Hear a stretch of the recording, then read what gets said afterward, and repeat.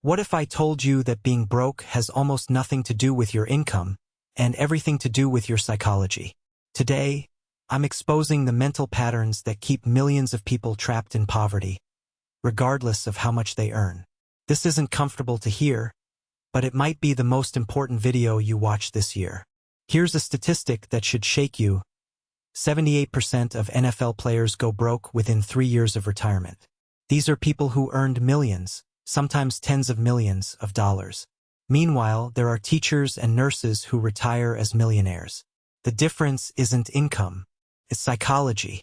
Most people believe that making more money will solve their financial problems. But if your psychology is broken, more money just means bigger problems.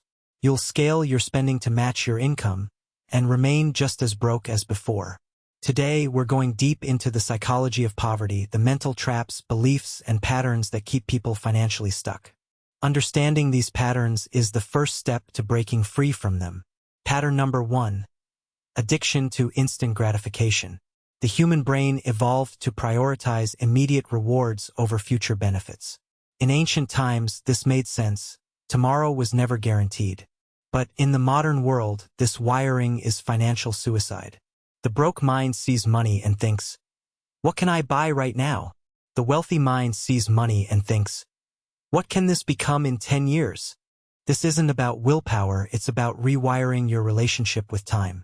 Every purchase is a trade, present pleasure for future wealth. The wealthy understand this trade viscerally. The broke don't feel it at all. If you find it nearly impossible to delay purchases, to let money sit, to invest for a future payoff, your instant gratification wiring is keeping you poor.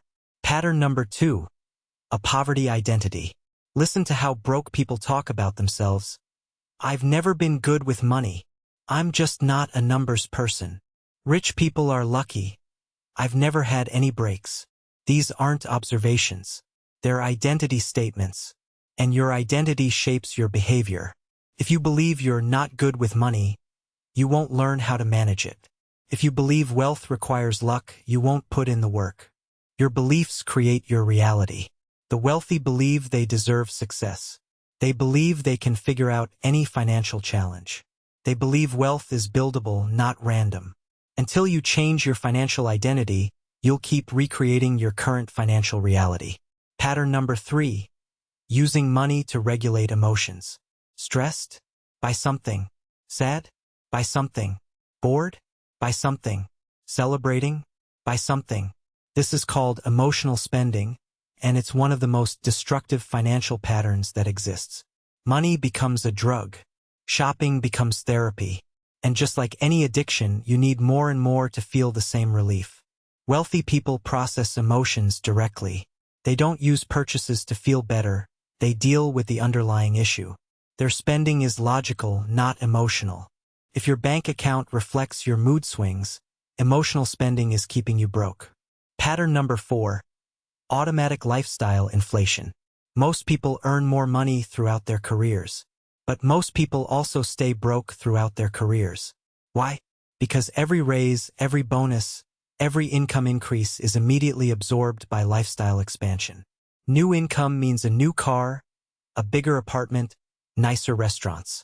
The gap between earning and spending stays constant or shrinks. Wealthy people break this pattern. When they earn more, they save more. Their lifestyle grows much slower than their income. This creates an ever-widening gap that compounds into wealth. If your lifestyle always matches your income, you're on a treadmill to nowhere. Pattern number 5. Comparing yourself to others financially. Your neighbor buys a new car. Suddenly yours feels inadequate. Your coworker goes on vacation. Suddenly you need one too. Social media shows highlight reels of success. Suddenly your life seems lacking. This comparison game is unwinnable. There will always be someone with more. And trying to keep up with others' spending is the fastest path to financial ruin. Wealthy people compete with their past selves, not with others.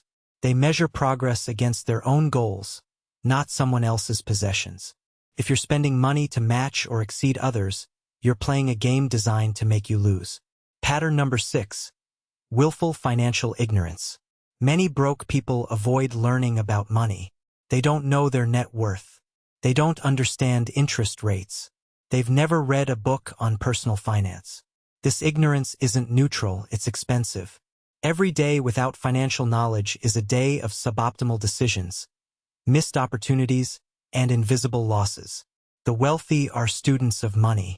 They understand tax strategies, investment vehicles, and wealth-building principles.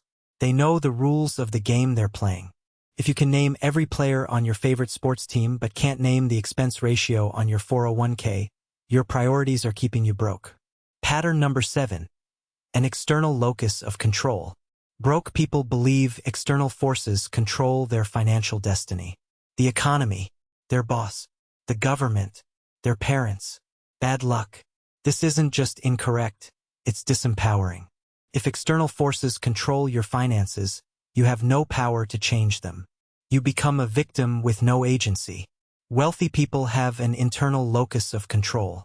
They believe their decisions and actions determine their outcomes. When things go wrong, they ask, what can I do differently? Not, who can I blame? This isn't about ignoring real obstacles. It's about focusing on what you can control rather than what you can't. Pattern number 8. Chronic short-term thinking. The broke mind operates in weeks and months. What do I want now? What feels good today? The wealthy mind operates in years and decades. What will this decision look like in 10 years? How does this choice affect my future self? Every financial decision has two components: the immediate impact and the long-term trajectory. Broke people only see the first one. Wealthy people play chess while broke people play checkers. They're thinking 5 moves ahead while others are reacting move by move. So how do you break these patterns?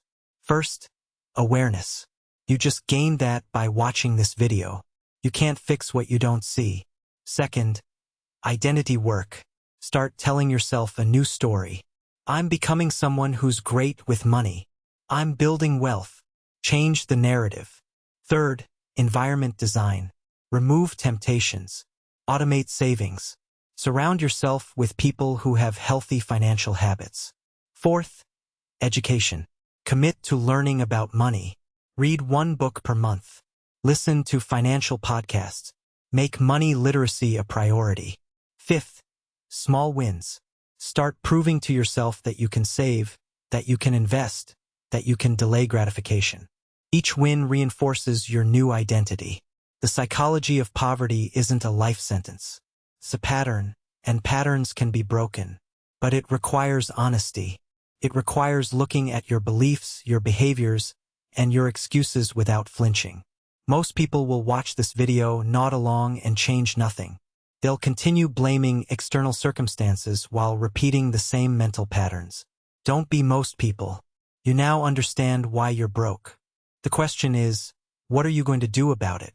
If this video hit home, subscribe to Wealth Code.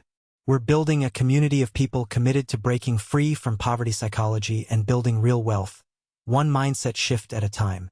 Your mind is either your greatest asset or your biggest liability. Choose wisely. Poverty mindset, why am I broke? Psychology of money.